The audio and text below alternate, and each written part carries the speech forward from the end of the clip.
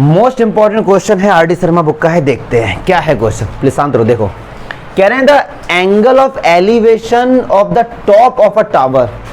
एक टावर है, उसके टॉप से angle of elevation from a point A due to south of the tower. अब सुनो यार, ये क्वेश्चन इंपॉर्टेंट क्यों है, पहले मैं आपको बता दूं, आप लोगों ने पढ़ लिया होगा क्वेश्चन। अभी तक क्या था कि बस ये बोला जाता था यार एक पॉइंट ए है, वहां से किसी टावर का angle of elevation 30, 40, alpha, beta, gamma, theta, psi, जो भी कुछ था। यहां पे डायरेक्शन और आ गया है। क्या आ गया यहाँ पे?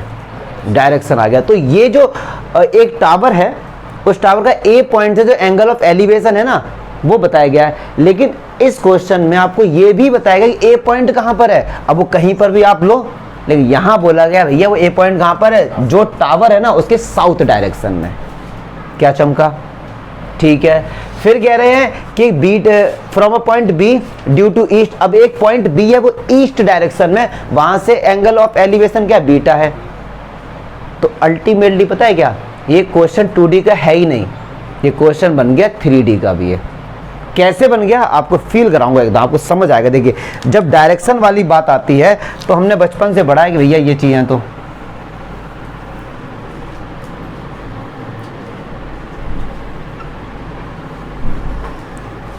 तो ये नॉर्थ हो गया, ये साउथ, ये ईस्ट और ये वेस्ट। क्या चमका? पक्की बात है सर? ठीक है। अब टावर कहीं होगी, तो ऐसे में जब हम लोग किस पे लेते हैं? ओरिजिन पे लेते हैं। अब ये जमीन पर बना होगा, समझो ना बात में, तो टावर कुछ ऐसे खड़ी होगी। क्या बात समझ आ रही है? ये लेंथ हो गया, ये ब्रेथ हो गया, ये हाइट हो गया। क्या ये क्वेश्चन 3D का नहीं बन गया? और जब क्वेश्चन बन जाए 3D का, तो जिसका इमेजिनेशन जितना अच्छा होगा उतना ही अच्छा आप कर लोगे। अब देखो, अगर मैं इस 3D क्वेश्चन को 2D में समझाऊंगा तो देना आपको बहुत ही कम समझ आएगा, लेकिन फिर मैं देसी तरीके से आपको बताऊंगा। अब देखो भैया एक टावर है, अब टावर आप कैसे लोगे यार? कायदे में ये चीज जमीन पर बनी हुई, जैसे मान लो मैं ये कह रहा हूँ, ये हथेली पे मेरे बनी, ये डायरेक्शन टावर ये खड़ी, ऐसी तो होती होगी। क्या बात समझ आ रही है ना? तो यहाँ कैसे दिखाएंगे आपको? तो मैंने आपको ऐसे दिखा दी, ये रही टावर। अब आपको कह रहे सर टावर तो गिरने वाली है, हैं? अब यही चीज बस आपको समझनी है, ये चीज आपको समझो कैसे समझे। बेटा लाओ जरा कॉपी और 2 पेन दो जरा, क्योंकि ये क्वेश्चन वैसे तो बहुत सिंपल है, बहुत एक लाइन में आ जाएगा।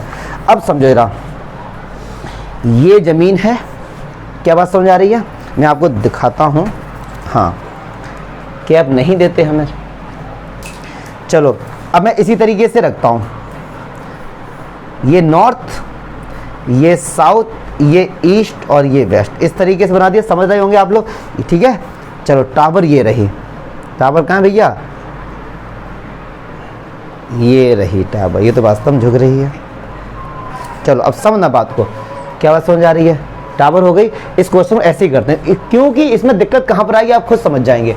ठीक है भैया, कह रहे हैं एक पॉइंट ए है, कहाँ पर? साउथ में। तो साउथ ये रहा, यहाँ पर ये पॉइंट है, ये मैंने ए पॉइंट ले लिया। अब इस ए पॉइंट से एंगल ऑफ एलिवेशन ये इस तरीके से बनना होगा, यस और नो? तो ये जो एंगल बन रहा होगा ये अल्फा होगा। क्या बात समझ आई ना? ये टावर है भैया, ये साउथ डायरेक्शन है, ये पॉइंट ए है, इस ए पॉइंट से ये एंगल ऑफ एलिवेशन यही तो है, तो यहां पर बन रहा होगा अल्फा। क्या बात समझ आ रही है? अब देखो इसको मैं यहीं रखता हूं, थोड़ी देर बैठ मत जाना इसके ऊपर। चलो अब देखो, अच्छा अब ये जो पेन है समझ रहे ना, वो ये है पेन। ठीक है, तो मैं कहता हूं ये ओ पॉइंट है, ये है, तो जो ओ है ना हमारा, मैं यहाँ पे लिखता रहूंगा ओ ए हमारा क्या इस बार? टावर। क्या बस? हाँ अच्छा, ए नहीं ले सकते। हाँ चलो और इसका नाम लेते हैं, मान लो कुछ भी ले लो, ए बी सी ले लो। चलो ओ सी क्या है हमारे पास? ए पॉइंट इसलिए नहीं लिया, क्वेश्चन में दे दिया गया। ये टावर है हमारे पास भैया। क्या बात समझ आ रही है? चलो अब कह रहे ए पॉइंट लो साउथ डायरेक्शन में, ये रहा साउथ डायरेक्शन में, ये मैंने क्या ले लिया? ए पॉइंट। क्या बात समझ आ रही है? अब कह रहे इस ए पॉइंट से इस टावर के लिए एंगल ऑफ एलिवेशन क्या है? अल्फा है। तो एलिवेशन हमेशा टॉप के साथ बनेगा, हमेशा नहीं बोला गया। क्लियर है? तो चलो कैसे बनेगा यार, वो कुछ इस तरीके से बनेगा। ये हमारा क्या हो गया? अल्फा। क्या हो गया? क्या बात समझ आ रही है? क्लियर है ना भैया?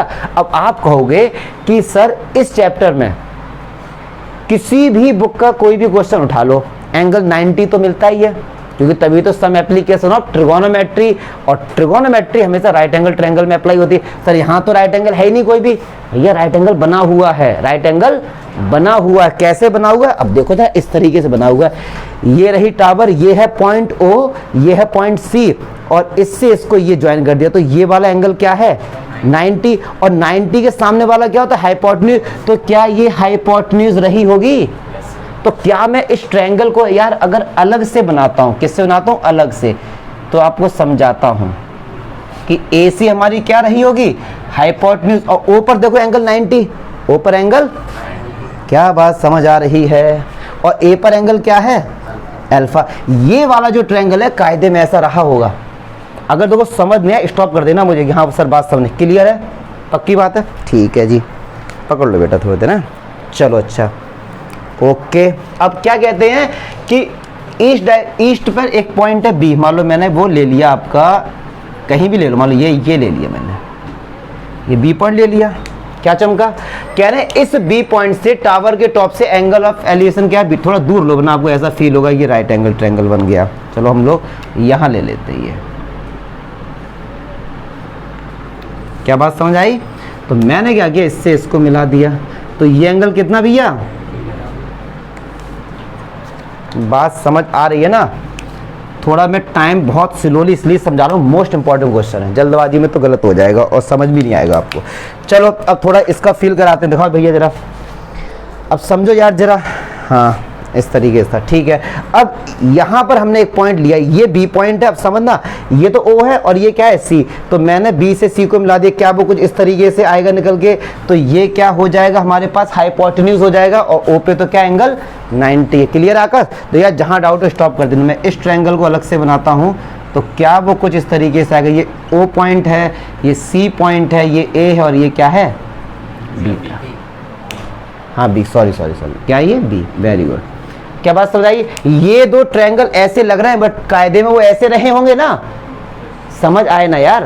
ठीक है, चलो अब आगे बढ़ते हैं। क्वेश्चन बच्चों वाला बन गया। चलो अब क्या कह रहे हैं? A B D है, A से B क्या है हमारे पास? ये D है, A से B हमारे पास क्या है? D है। चलिए अब यार हमसे कह रहे हैं कि so the height of the tower, मतलब टावर यही तो है, कायदे हमको OC ही तो फाइंड करना है ना। क्या बात समझ आ रही है? चलिए अब देखते हैं, और ये हमको प्रूव करना है। इसको आप अगर एग्जाम में भी आए तो ऐसा बना के दिखा के आएंगे और आपको भी सिंपल लगेगा। ठीक है सर? चलिए यार अब देखते हैं, सुनो, हमको ये देखना है D लेके आना है, क्योंकि ये प्रूव कर अब D कैसे लेके। तो एक बात सुनो, ये तो एंगल 90 रहा होगा, पक्की बात है। तो अगर मैं बोलूं आपसे ABO, ये तो राइट एंगल ट्रायंगल है ही ना, ये तो राइट एंगल ट्रायंगल होता है, ये 2D फिगर है, ये तो सिंपल सा। तो अगर मैं आपसे बोलता हूं ट्रायंगल ABO में 90 के सामने वाला हाइपोटेन्यूज, तो पाइथागोरस थ्योरम क्या कहती है? वो ये कहती है कि AB का स्क्वायर इक्वल्स टू OA का स्क्वायर प्लस OB का स्क्वायर। अच्छा AB की वैल्यू क्या? D square. चलिए अब OA निकालेंगे, क्या है? निकालेंगे OA, पक्की बात। अच्छा OC ये क्या हाइट ही तो है इसकी? चलिए कोई डाउट? बहुत खुशी की बात। अब देखो OA यहाँ पे आ रहा है, अब OA की वैल्यू कैसे निकालेंगे? एंगल के सामने वाला परपेंडिकुलर, पक्की बात है। और ये क्या होगा? बेस। तो P और B हमारा किस में होता है? tan में होता है, और tan cot एक ही तो बात है। क्या बात समझ आई? तो अगर मैं बात करता, इसको चलो मैं यहीं पे छोड़ देता हूँ, और मैं बात करता हूँ ट्रायंगल OAC में cot अल्फा, कॉट, आपको समझ आ रहा ना मैंने कॉट ही क्यों लिया? सर आपने साइन क्यों नहीं लिया? भैया साइन में ये हाइपोटेन्यूज आएगा, क्यों? साइन बराबर क्या? तो P/H। पाकिस्तान भूखा प्यासा, हिंदुस्तान हरा भरा। क्लियर है? क्या बात समझ आ रही है? तो एक बात सुनो, पापा बीड़ी पियोगे? हाँ बेटा, कॉट यहाँ पर होता है, कॉट बराबर क्या होगा? B/P। तो इस अल्फा के लिए ये क्या होगा? बेस होगा OA अपॉन ये क्या होगा? तो OA बराबर क्या निकल के आया? H cot alpha. क्लियर है भैया? चलिए अब निकालेंगे इस वाले ट्रायंगल से cot बीटा, तो cot बीटा निकल के आएगा OB/H। तो OB की वैल्यू कितनी निकल के आएगी? H cot beta. ये दोनों वैल्यू उठा के इस वाली इक्वेशन में पुट कर दो, आंसर आ गया। चलिए भैया पुट इन इक्वेशन फर्स्ट। चलो देखो ए बी की वैल्यू क्या, डी स्क्वायर, ओ ए कितना है, एच कॉट एल्फा, तो स्क्वायर है तो क्या होगा, H square cot square alpha, plus O B की वैल्यू क्या होगी, एच स्क्वायर कॉट स्क्वायर। क्या बात समझ आ रही है भैया? ठीक है, यहां से देखो एच स्क्वायर कॉमन आ रहा है तो अंदर कितना बचेगा, cot square alpha plus cot square, हमको तो हाइट निकालना था ना, तो ये इधर क्या आएगा, डिवाइड में D square upon cot square alpha plus cot square beta equals to H square. क्या बात समझे? और स्क्वायर जब हटाएंगे तो हमको अंडर रूट और प्लस माइनस फ्री मिलता है। क्या बात समझ आ रही है? जब भी स्क्वायर हटेगा तो plus minus under root free मिलता है, लेकिन एच क्या है, हाइट, और हाइट कभी नेगेटिव सुनी आप नहीं होती है, तो माइनस साइन हटा दो। क्लियर है? अच्छा, डी स्क्वायर का क्या हो जाएगा भैया, कहाँ लिखूं, डी स्क्वायर क्या हो जाएगा, डी, और नीचे तो ऐसे अंडर रूट लगा रहेगा, तो cot square alpha plus cot square आ गया एच। देखो कैलकुलेशन बहुत सिंपल है इसकी, कुछ नहीं, बच्चों वाली बात है, लेकिन ये जो कंसेप्ट समझने थे आपके। और एक बात बता दें, ये जो क्वेश्चन है आप घर पे आके चेक कर सकते हैं, क्लास 12 चैप्टर 11 का नाम है 3D, ये क्वेश्चन आपको मिलेगा वहाँ पे, मतलब थोड़ा सा चेंज मिलेगा वहाँ पे, थोड़ा सा अपर लेवल आ जाएगा ना, ये डायग्राम ऐसे बनेगा, ये ट्रायंगल अलग बना के हम लोग दिखा, आज जाके घर पे चेक करना। तो ये 12th लेवल का है ये, इसलिए बड़ा प्यारा क्वेश्चन है। वैसे इमेजिनेशन क्लियर हुआ, ये कैसे, तो यहाँ ट्रायंगल कैसा है, कायदे में ऐसा रहा होगा। क्या बात समझ आई? जिस बच्चे को डाउट है मुझे तुरंत बता दे, पक्की बात है, सर्कल क्लियर है? चलो हटाओ इसे पे।